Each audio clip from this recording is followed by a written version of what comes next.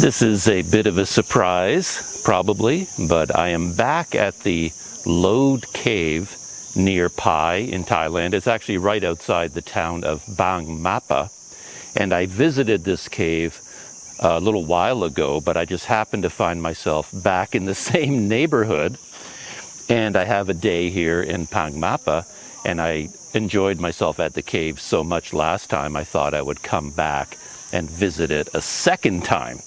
And I have a few reasons for doing that. One, on my first trip, of course, I had to do a lot of reconnaissance, learn about the cave, figure out what this place is all about, how you even go in and buy a ticket and show your vaccination certificate and get a guide and just figure everything out. And that took up some of my brain power. And I used my GoPro last time. That was the only camera I had with me. And the GoPro struggled with the dark conditions inside the cave.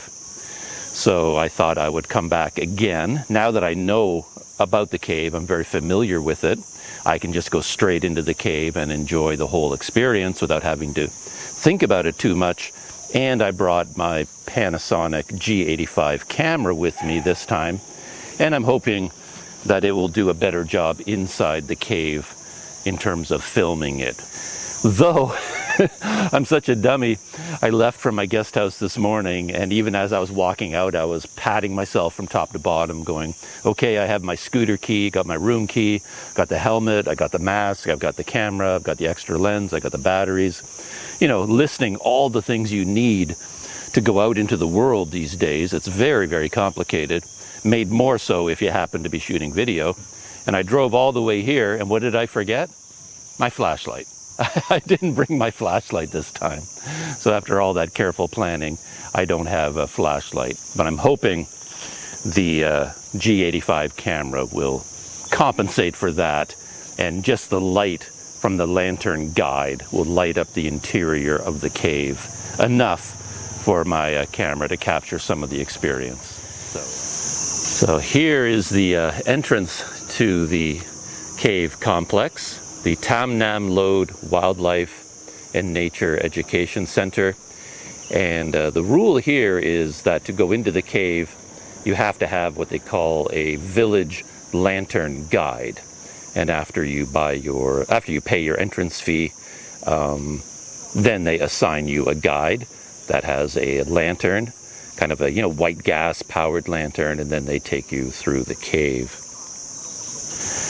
As I explained in depth last time, there are 3 caverns inside here. There is the Column Cave, the Doll Cave, and the Coffin Cave.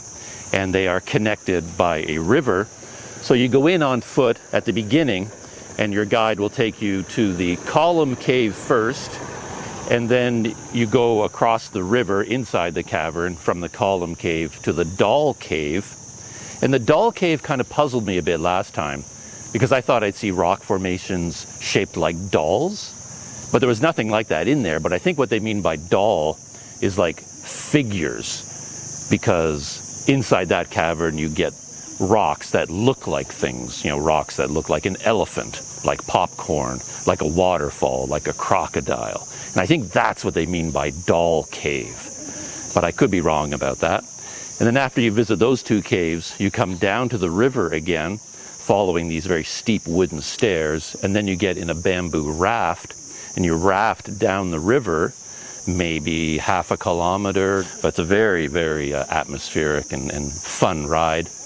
And at the end of the river, at the exit to the cave, there is another cavern where there are some teakwood coffins that are, several thousand years old. So that's sort of the whole experience as you go through this cave.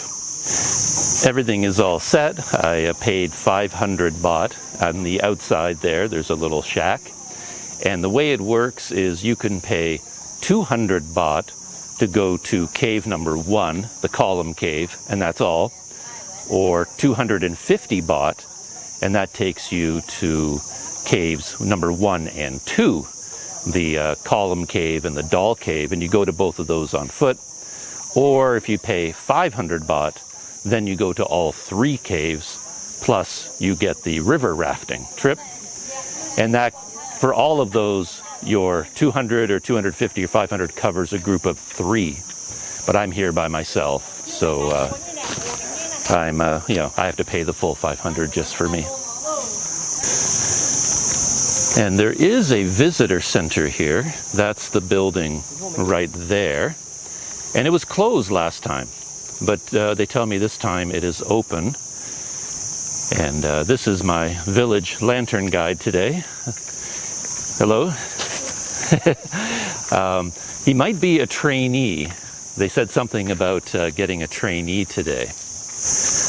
And there are quite a few things to see out here in the park area. And there's also a trail that connects the entrance and the exit of the cave. And I asked them if after I visit the caves, can I hike along that trail and just go exploring a little bit? And they said that's okay. So what I'm going to do is go straight into the cave now, go through the whole cave experience, and then afterwards I'm going to hang out here a little bit and explore the grounds and go to the visitor center and things like that. So there's the entrance to the cave, that big dark hole that you see here. And it is a limestone cave, about 1,660 meters long, I believe. And a river runs through the cave. You can just make out a bit of the river there. And I think that bridge right there is where the trail starts and ends. So after I come out of the cave, I guess I'll go to that bridge, walk across the river, and then there should be a trail heading back. And this is the lantern that all the guides carry, kind of a gas-powered lantern.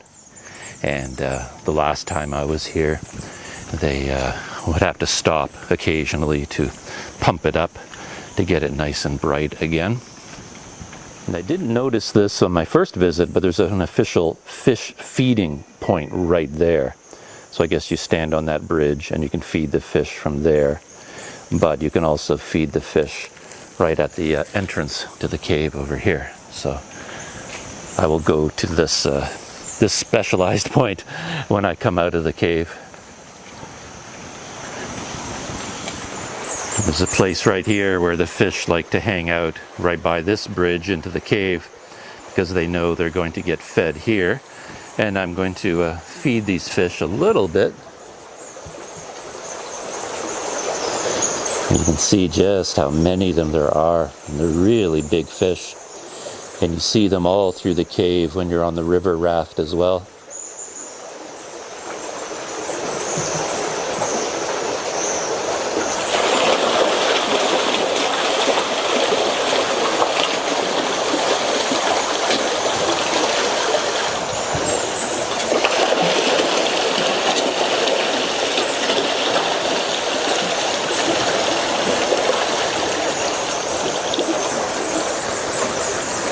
And there's the entrance to the cave. And there are quite a few points like this where a stalactite comes down from the ceiling, and it's like a hazard to hit your head, so you have to be careful. And this is the main entrance to the cave. And you can see some birds flying around, and they say there are 300,000 of these swifts living inside the cave, as well as probably hundreds of thousands of bats.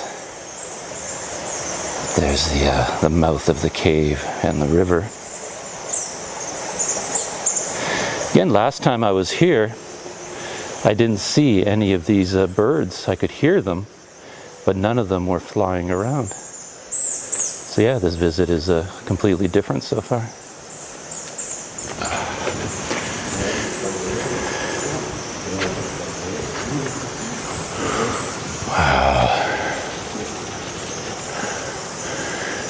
Yeah, it's interesting.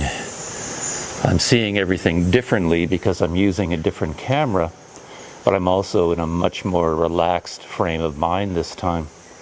So it feels like I'm really seeing what's around me much more clearly than I did on my first visit.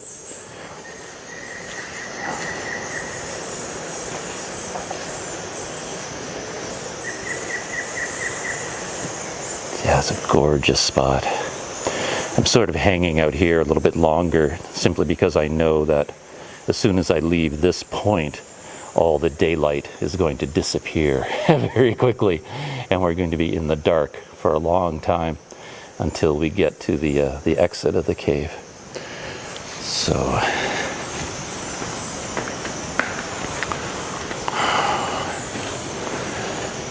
yeah, it is interesting. I do feel in a way like I'm seeing a lot of this for the first time, even though I was just here not that long ago.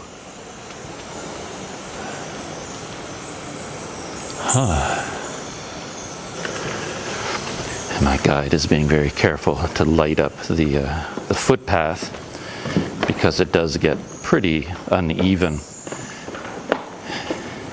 A lot of rocks and bamboo bridges and sandbags here.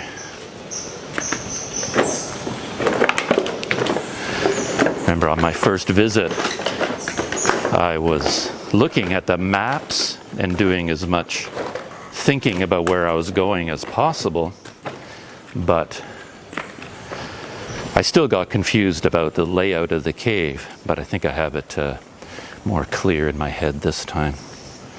But now I'm really starting to regret that I was so dumb as to not bring my flashlight. It doesn't throw a lot of light, but it would have been handy in here.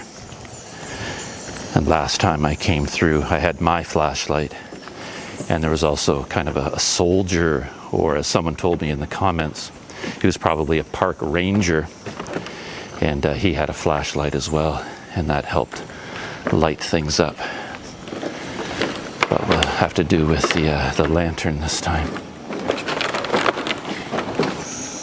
Here at the entrance, very entrance to the cave, you're already seeing these giant columns, which is where a stalactite came down from the ceiling and met a stalagmite coming up from the bottom, and that forms a column. I think they're called stalagnates. But the cave number 1, which we're going to start climbing these steps right here, goes up into cave number 1, and this is known as the pancake. So these are the pancake rocks, but they're actually, yes, stalagmites that are just starting to grow from the base, you know, and coming up.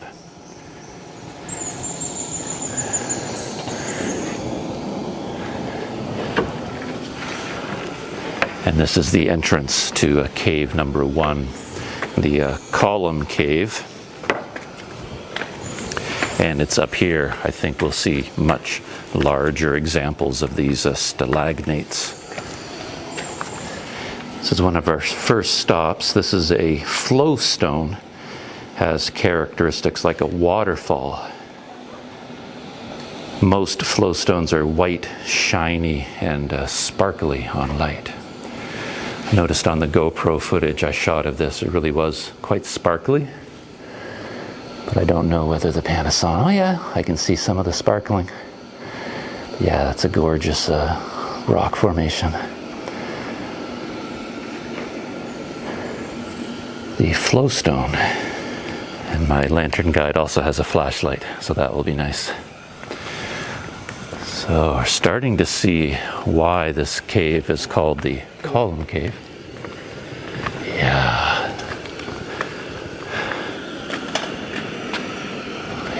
Look at the size of that. That is very impressive. Another one of the well-established formations. This is the popcorn column. And it really does look like a bunch of popcorn.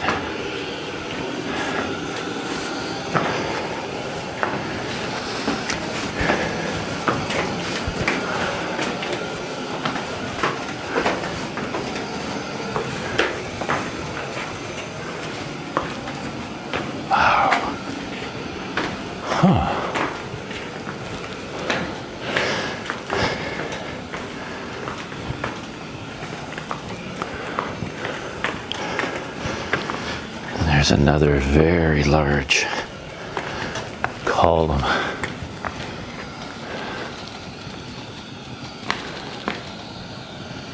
just noticed my My shadow against the wall.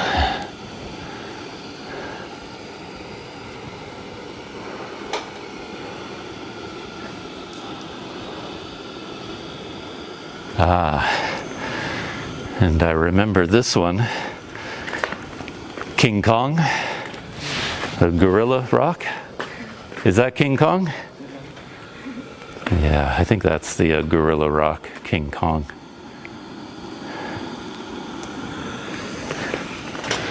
And another column over here. So when I was reading about this place, I got the impression that there was one big column, but there are many of them in here.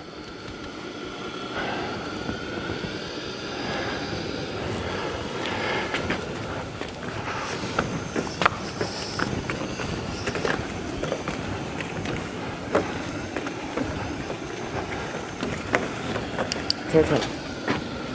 Ah, turtle. I think this one I missed last time, or I didn't understand, but there's a rock formation there. Looks like a turtle head. And this display is talking about how the stalagmites, stalactites, and pillars are formed.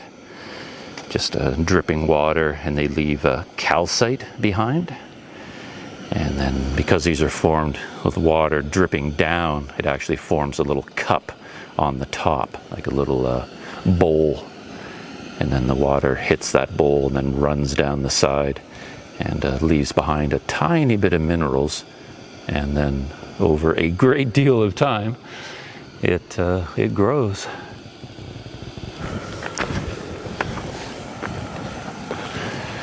One thing I noticed on my last visit, but I didn't really think about it until the very end of my visit to the cave, is that the lantern light actually can cause your pupils to constrict. So if you really want to see around you, you should look away from the lantern or cover it up with your hand briefly and block the light from hitting your eyes.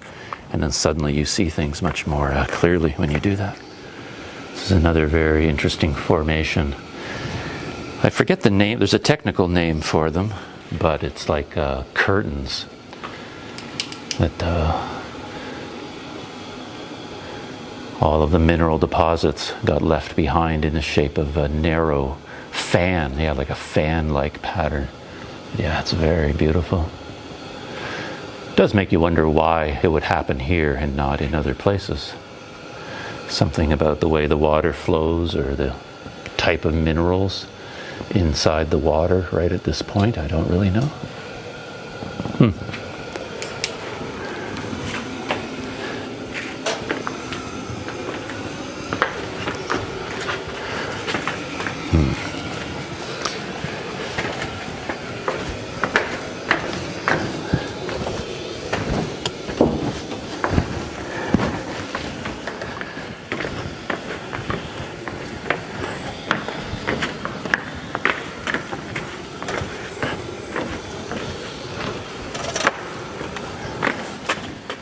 So we just came out of Cave 1, I think. It's amazing that when you come out of these places and then you look back, you can hardly even see where you came from. Because there's a little opening right where I'm pointing the camera, but I can barely see it with my eyes. And there's the entrance to the cave. So Cave 1 is on the right side, and right now we're walking across a dry riverbed. And I guess there's a little bit of water flowing here still, so they built a bridge over this part of it. And now we're going to the other side of the river, and I think that's where the doll cave is located. And on my last visit, I didn't even figure that out. Oh, and here are a couple of the rafts too.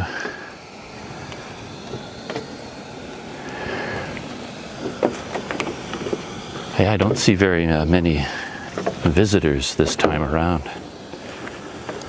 At the moment, I seem to be the only person here.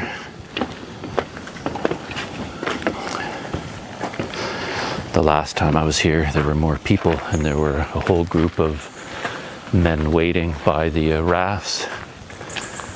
But I think now, the raft the boat operator is just waiting outside, and then he'll come in when we're there. There's no point any of them just waiting because there aren't that many visitors. Yeah, cave 2. So I was right. We crossed the river and we're heading into cave 2. And this is the doll cave, and it's quite a climb up these wooden stairs to get there. This is quite an interesting spot as well. It almost looks like a waterfall, the way the calcium has been formed here. Yeah, just layers.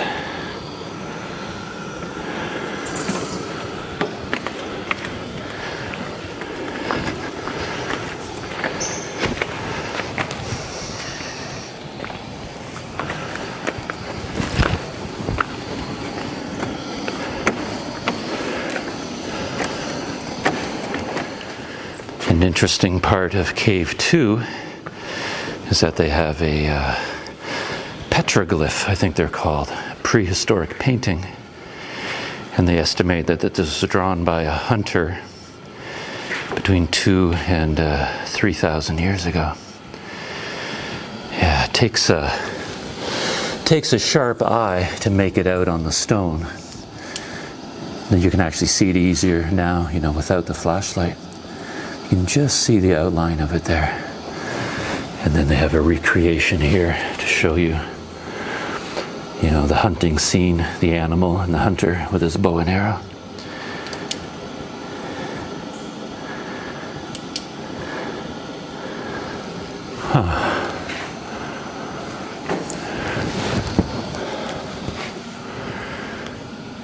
It's an amazing setting. Look at this. Now that is a column. It actually is so big. I thought it was a wall, but it's not. It's actually a gigantic column. Yeah, look at the setting here. It's amazing.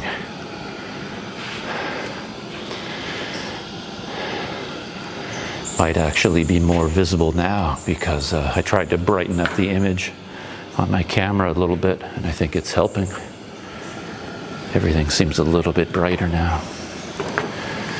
Yeah, a lot of this reminds me of was it H.R. Geiger, who does all the production design for, you know, Alien, these sorts of openings in the fan formations.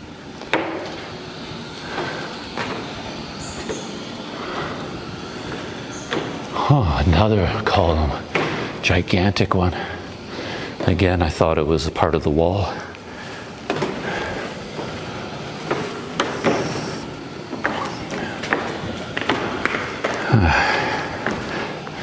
And there's a very slender column right there.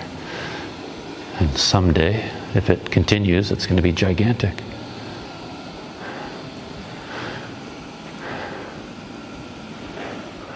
Let's see if you can capture a little bit of video of me inside the cave with some of these structures around me.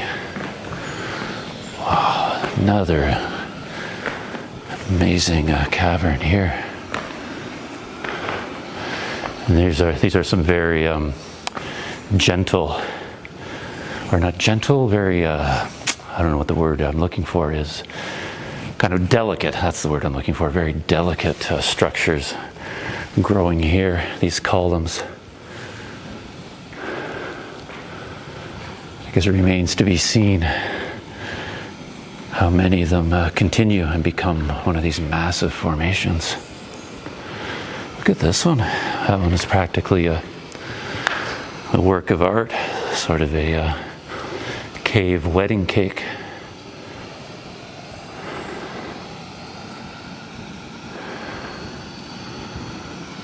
Another massive column there. Again, they're so big you don't really think of them as columns. They look like parts of the wall. It's probably just me and my movie history, you know, horror movies and things like that. But a lot of these structures, the small ones in the walls, from a distance, they make me think of like skulls like a heap of skulls in an Indiana Jones movie, or skeletons.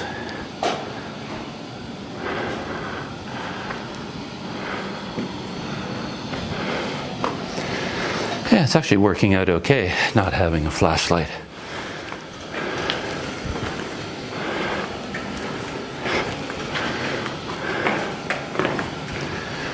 In a way, it's nice not to have one because I don't have to think about where to shine it all the time and point my camera in the same direction. I'm just experiencing the cavern.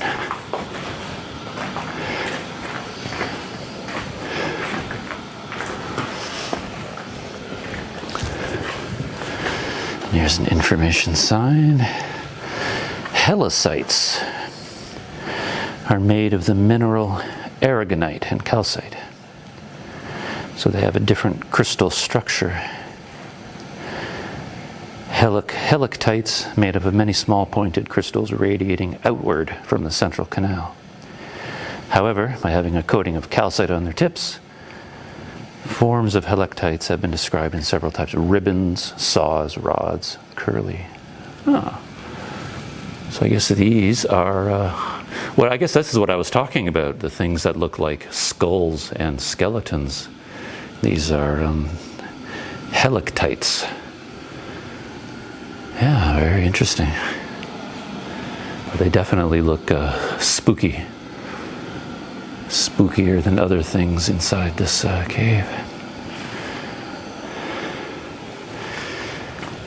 Yeah, here's another area where you have to be very careful of your head. These are very pointy, very sharp. And another incredible structure. I mean, if an artist created these, of course you'd be impressed. These just came about naturally in this shape. There's that field of helictites. And I think we've gone around in a circle around the doll cave, cave number 2. And I think my supposition is right, that there aren't actually dolls here. What they mean by doll is... yeah. This is what they mean by dolls, that this rock right here, you can see it there, shaped very much like a crocodile. And I think that's what they're referring to as a doll figure. Yeah, this one looks very much like a crocodile. I was wondering whether the guides had some kind of a daily lottery or something like that about how many visitors bump their heads, and they keep track of it on a board somewhere, because he's pointing out all the places where I could accidentally hit my head, but I'm sure lots of people lose track of what they're doing and whack their head against some of these rocks. I bet it happens all the time.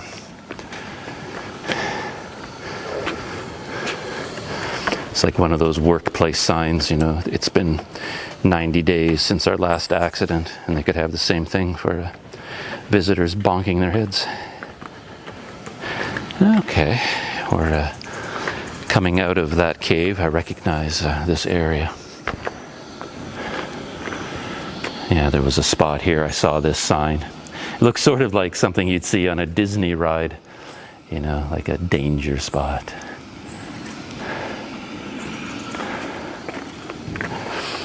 And I think from here we go down to the river and the bamboo raft trip to the coffin cave.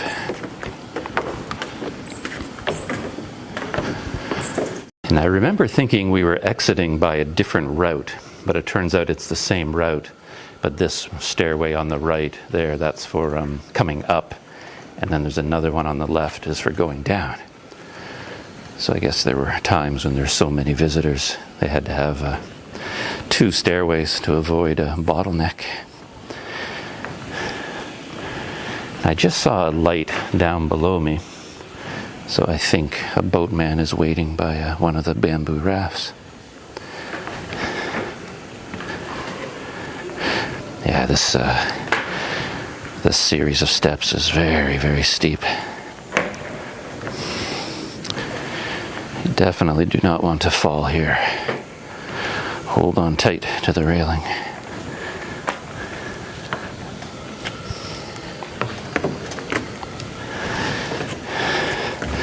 Yeah, this is where the two sets of stairs merge into one, I think.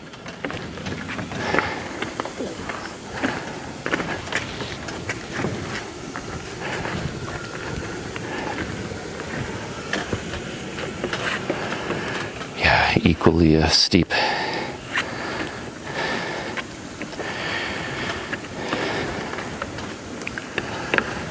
Oh yeah, there's two rafts right now, and I can see one man waiting. So this is my bamboo raft, and I've got my fish food ready.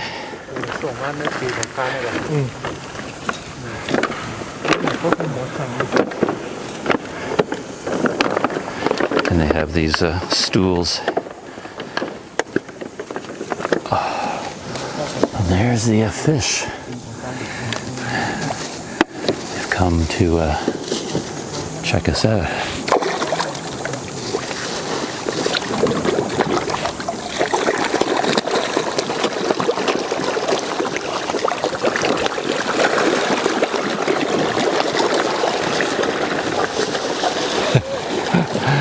They're all swimming beside us, almost like a wake of fish.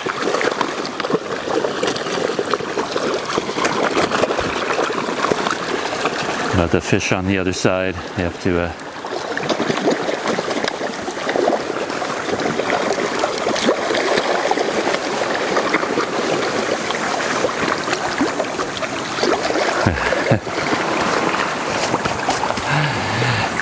I should have bought more fish food, but I'll save the rest for when I come out of the cave again.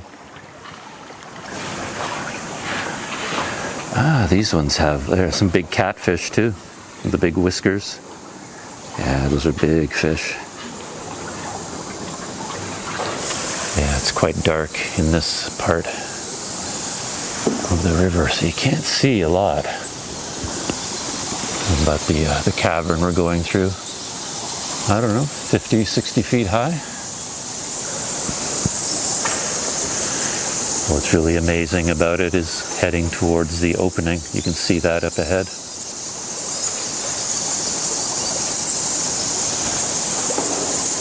just gets brighter as we go along.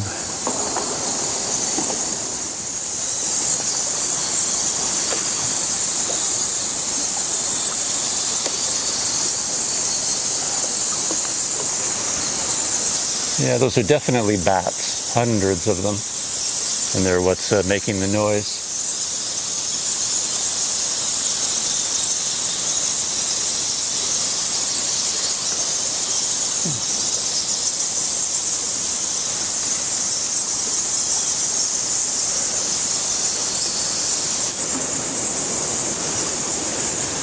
Right up here above me, you can see some of these stalactites, but more like a kind of a fan formation.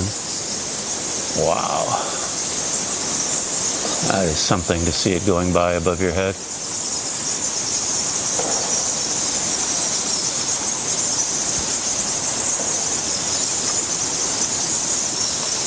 Oh, again, a very H.R. Geiger appearance.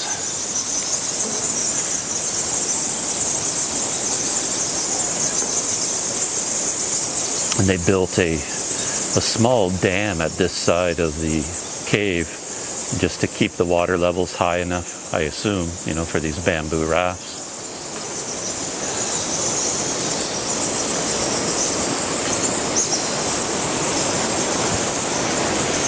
Look at that. More of these structures all around. And there's their boat operator. You can see him now because we've got light from the exit to the cave.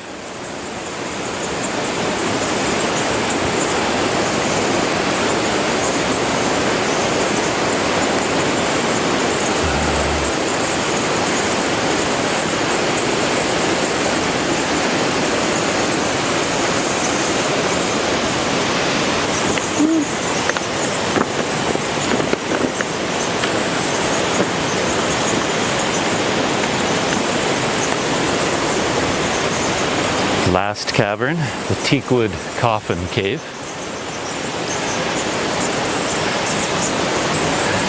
And I remember this from my last visit too, that there are so many bats living at this end of the cave that the stairs and the rocks and the handrails, everything is covered in bat droppings.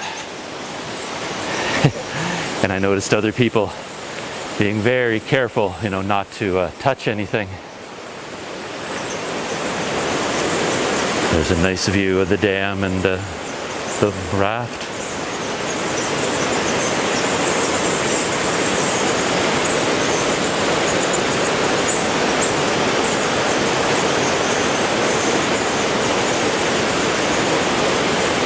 You can just make out some of the bats flying around.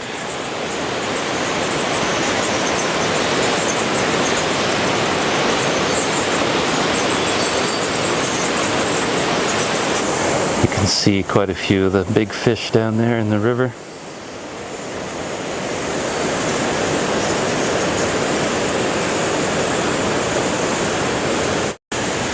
There's another very impressive sight. Very rough stalactites coming down, and then sort of a waterfall column over there. Quite a large one.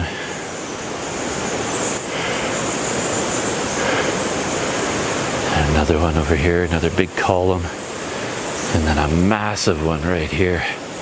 You get the impression that these columns are holding up the roof. You know, they really just came down from the ceiling. They're not support structures, but maybe over time they actually became support structures, and they're now holding up the ceiling of the cave complex. I have no idea. Now we're heading back inside the dark cave, so I need my lantern, a guide again.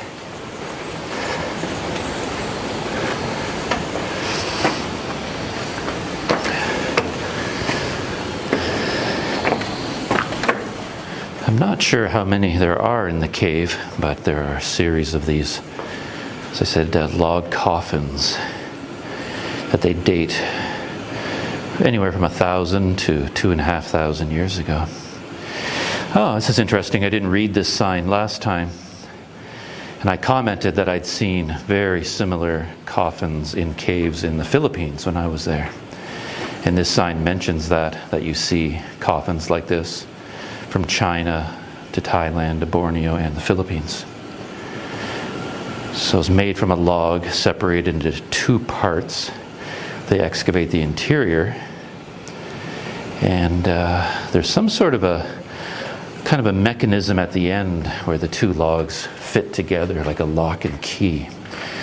But there's an example, like a modern recreation of a complete one at the entrance. And I'll stop and take a look at it when I go back out.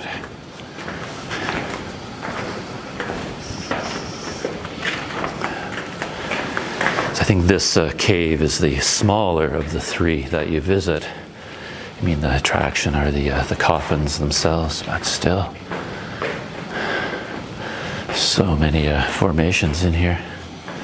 Still got to watch your head.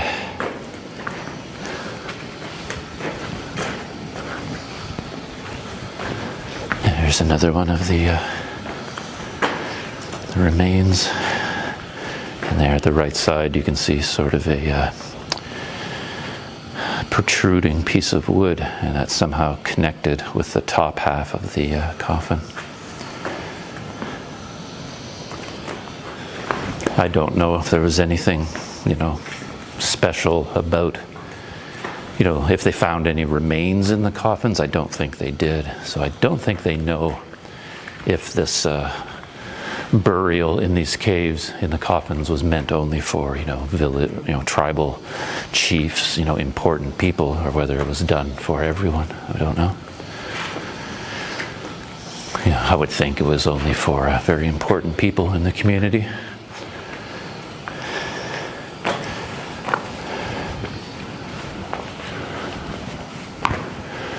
And I think this is the last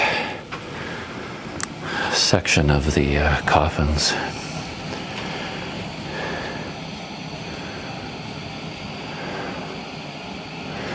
course, I end up wondering whether there were valuable items buried with them.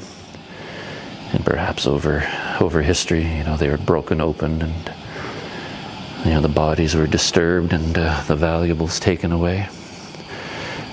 But I don't know. I don't think anyone knows much more about the history of it.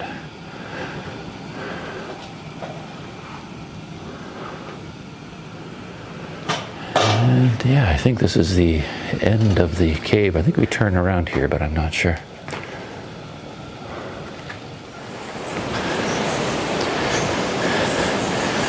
Just coming out of the Teakwood Coffin cave and heading back down to the bamboo raft.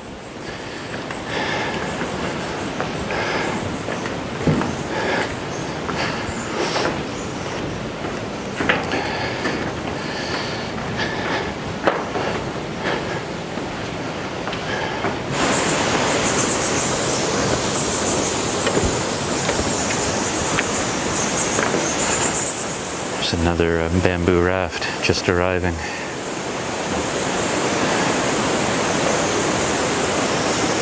Being followed by fish, of course. Whew. This set of stairs is actually tilted pretty sharply on an angle. Look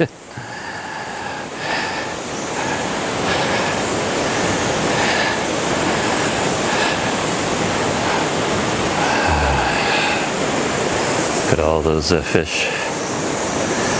Man, this whole stair structure is being held up by these poles right here.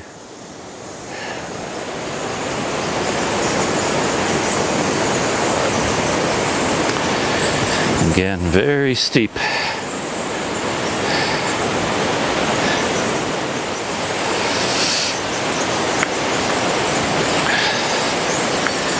The first time I was here, I was sort of assuming at the beginning that I would walk back along the trail. I thought that would be the more interesting thing to do. And I think that's the beginning of the trail over there. So I thought that would be, more interesting. But I was quite happy that I went back on the bamboo raft, just because it's a completely different experience to be going upriver all of a sudden, like into the cave with the light behind you.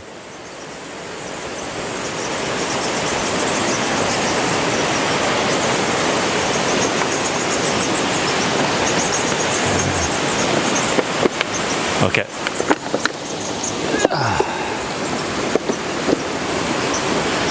And here we are, setting off. And the boat operators at the front. And I guess since we're going against the water, the lantern guide is poling from behind, so we get two people doing the work.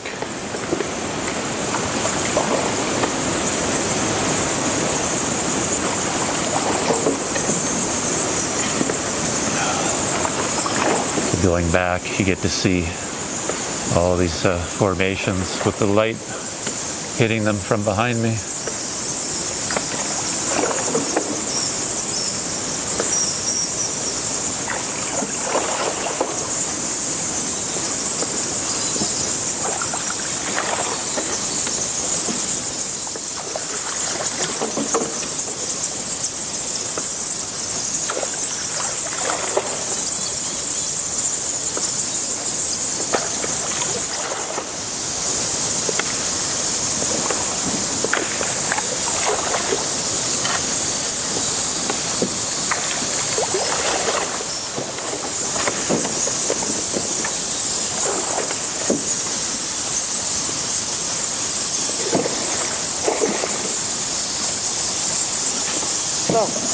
Có thỏ là nên chỉ khoảng thì nó thỏ là phun hướng mang này.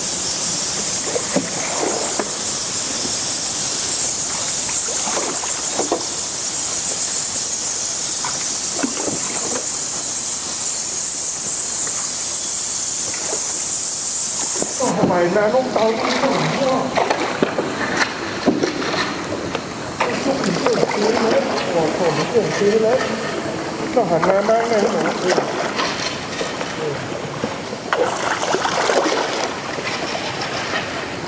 A lot of rafts here. going unused at the moment.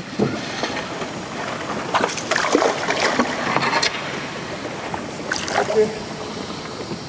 Yeah.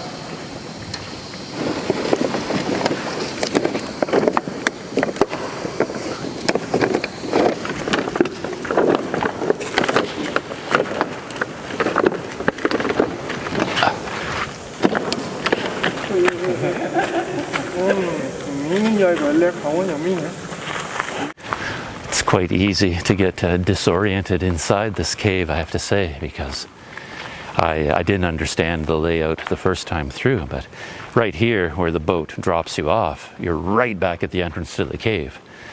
It doesn't feel like you should be there, but as soon as you step off the boat, what you see is the light from the cave entrance right over there. And those lights over there, those are flashlights, lanterns coming down out of cave number 1.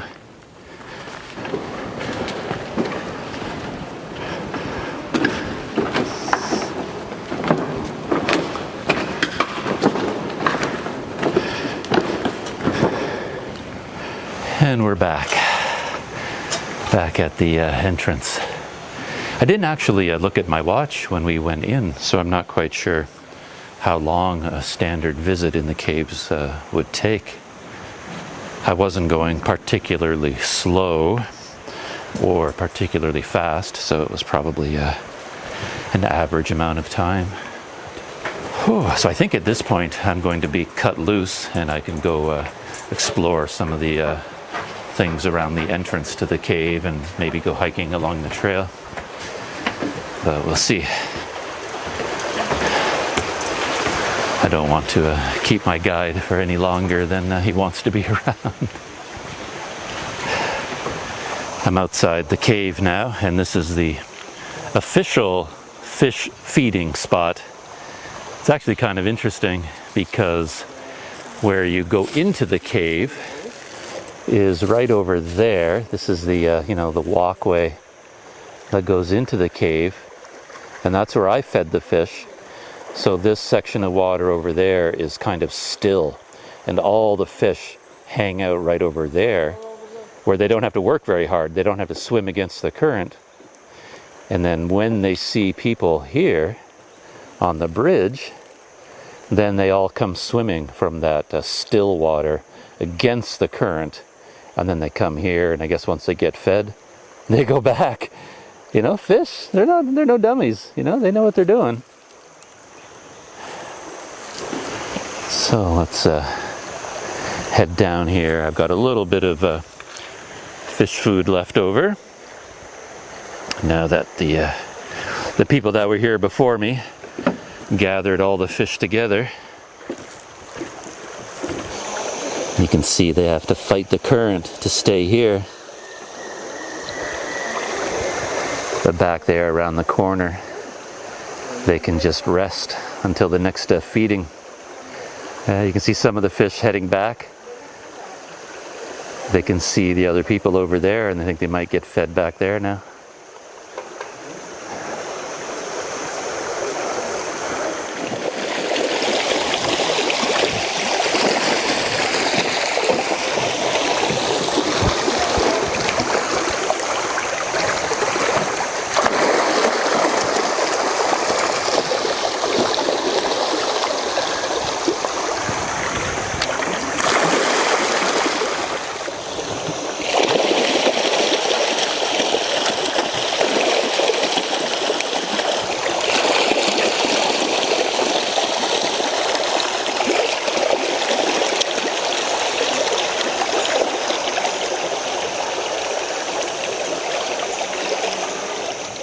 I'm still quite curious about how all the payment arrangements are made. I'm going to ask on my way out, see if they'll tell me. I don't know if it's a secret or not. But I noticed something quite interesting this time, because the last time I was here, I was almost positive that after I gave my 500 baht to the woman at the counter, I think she just turned around and gave the entire 500 baht note to the lantern guide who went with me. That's what I thought I saw, but that didn't make a lot of sense to me. I assumed they would keep the money and then they would pay the guide. at the end of the day based on how many groups she took out or something like that. But she seemed to get the whole 500, and I wondered what she did with it. And as we exited from the cave this time, my young lantern guide, he pulled a 500 baht note out of his pocket, presumably the same one that I'd paid with, and then he tried to get change from the boat driver. So he was paying the boat driver out of the 500 baht that he was given. And the boat operator didn't have any change, so we came all the way to the outside, and the boat operator came with him, and then my guide went to the other guides, and he got change for the 500 baht note, and out of the 500, he gave the boat operator 200, and then he kept 300. But I don't know what that means. It obviously, the operators of this place must have an income of some kind. You know, the lantern operators can't take, the boat operators and the lantern operators can't take all of the 500 baht for themselves. Some of the money would have to go to the community group that runs the cave, right? You know, to pay for these bamboo bridges and maintenance and security and all the other expenses. So I don't know. Still kind of a mystery, but that's what I saw. He had 500, and the lantern guide paid the boat operator 200. And I wasn't sure about the etiquette of this, of course, but even the first time I was here, I gave my lantern operator a tip, and she seemed rather startled at that. She didn't really know what to do with it.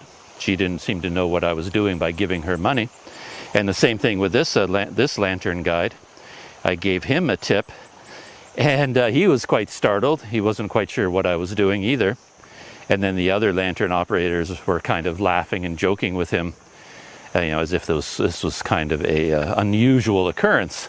And they thought it was quite funny or quite interesting that I was giving him more money on top of the money he had already been given for taking me in.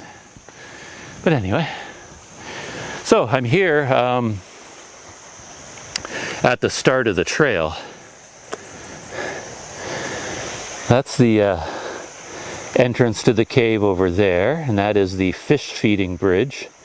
And then I just walked along the river to this bridge here, and it appears to be the beginning of the trail.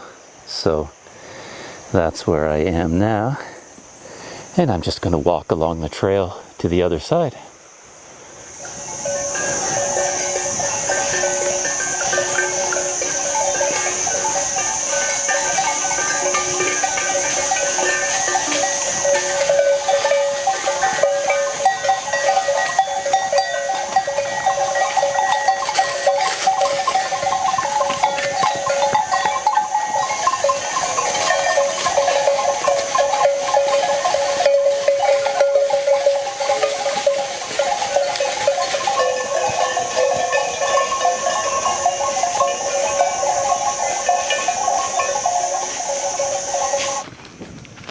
Anyway, I was following the main trail there, and then there was a sign there that said to see the bats and the swifts go down this way. So I'm going down a narrow trail, which will probably take me to the mouth of the cave. Good thing about this trail is that it doesn't go up and over the hills, it's going around it in a circle. So far anyway, I haven't had to do any climbing of any kind.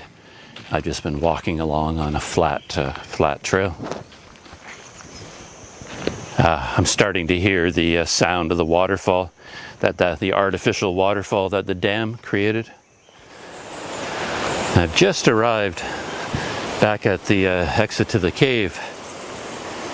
Huh, interesting. So funny to come at the exact same spot, but from a different direction. So here's the entrance, or the exit to the cave, depending on how you look at it. And that's the dam over there that they built.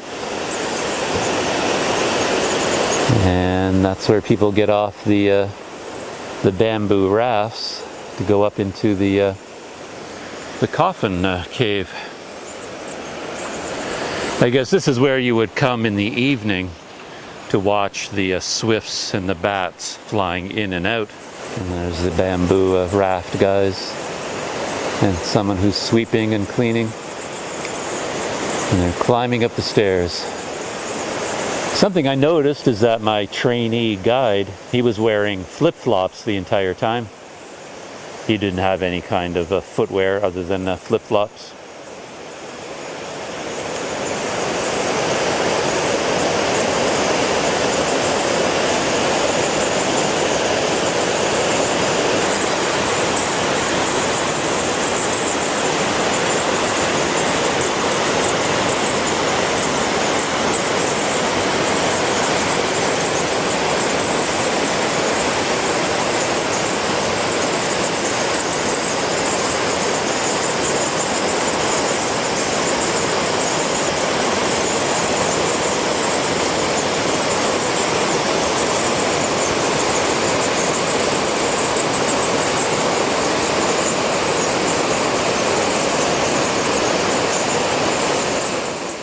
I'm going to walk back along the trail and take a look at the visitor center and a few other things at the entrance, and that will be today's experience of the Lode Cave.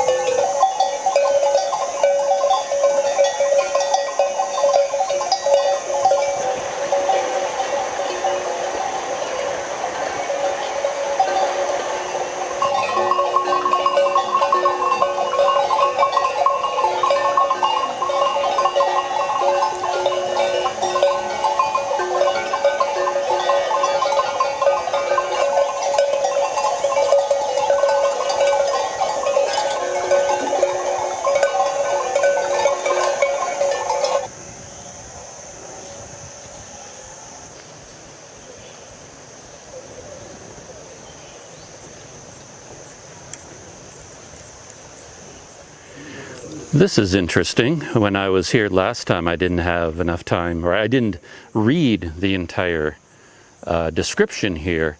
I thought these were people that were buried in the teakwood coffins, but that can't be true because the coffins, according to the signs on the inside of the cave, were between 1,000 and 2,500 years old.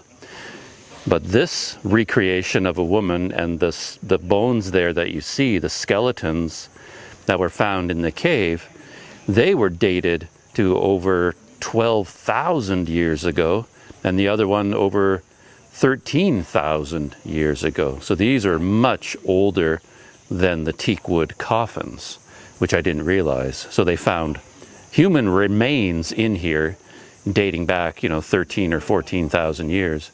And then they also found the teakwood coffins, which were about, 1,000 to 3,000 years old. Oh, so I didn't know that at all. And this section talks about the name Tam Nam Lod. And it says the Tam in Thai means cave, and Nam Lod refers to a river flows through it. So the Tam Nam Lod can be translated as the cave where the river flows through. And that explains where the name comes from.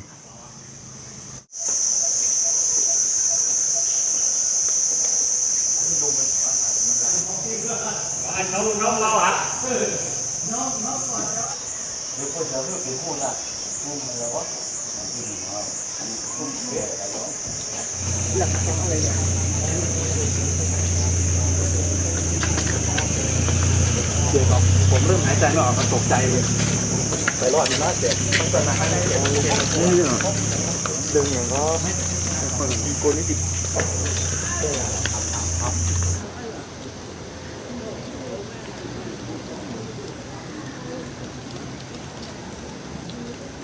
And to my delight, the visitor center is still open, so I'm able to go inside and take a look around. This was completely closed the last time that I was here. Here's the entrance. This ought to be quite interesting. Looks like a fairly small display, but that's all right with me. Yeah, right here at the front, they've got a scale model of the entire cave complex. Yeah, looks interesting. At least it gives you an idea of how it's all put together. This would be the entrance to the cave. And then you first go to the right and climb up into the column cave. Go back down, and there you can see a series of stairways. Right there, and then you climb up the stairs into the doll cave, cave number 2. Then you come back down to the river and get on the bamboo raft, and then take the raft down the river. And here you climb up the stairs into the coffin cave, and then you go back by raft to the entrance again.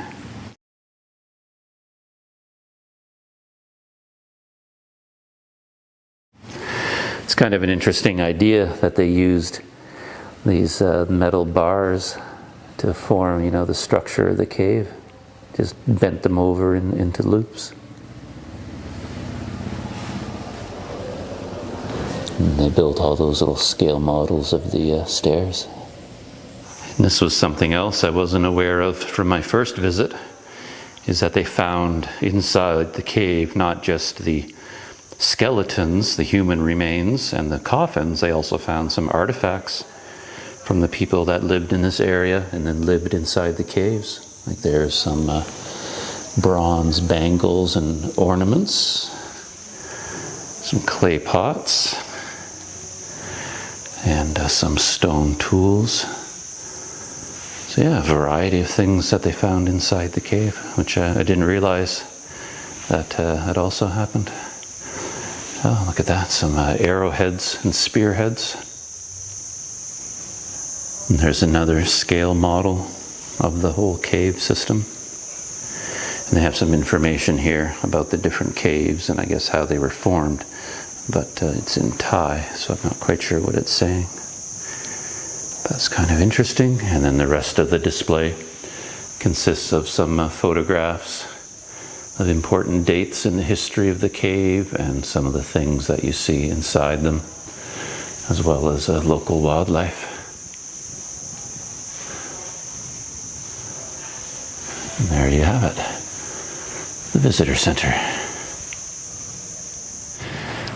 And perhaps the last thing I wanted to see here before I left is the model of the Teakwood coffin, because I was very curious how it was put together. And here it is here. Yeah, it's really kind of interesting, very natural when you think about it, because according to this model, it really is just a log. It's a tree. And there's something kind of appealing about having your final resting place being stuffed, you know, inside the trunk of a tree, even if it is laying down flat. There's the model there. And I was startled for a second because I saw all kinds of bats hanging from it.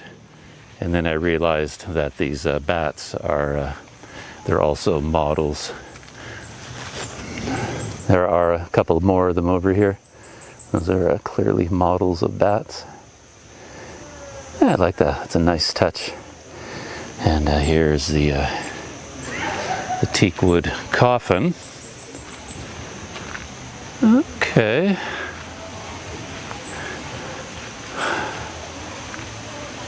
And okay, that's how it was put together, I guess. I thought this plug at the end was still attached to one half of the log, but apparently it's completely separate. So it's all, there are these little wood sections at the end. It's not really a lock and key. It's more like a plug. They Just stick one in each end, almost like a cork. That's what I was thinking of. Here's another one on this side, and you can see it's actually a whole separate unit that they just carve a hole in the end of the log, and then they stick this in like a plug. Interesting. Not quite sure what the point of that is, or maybe there's symbolism involved.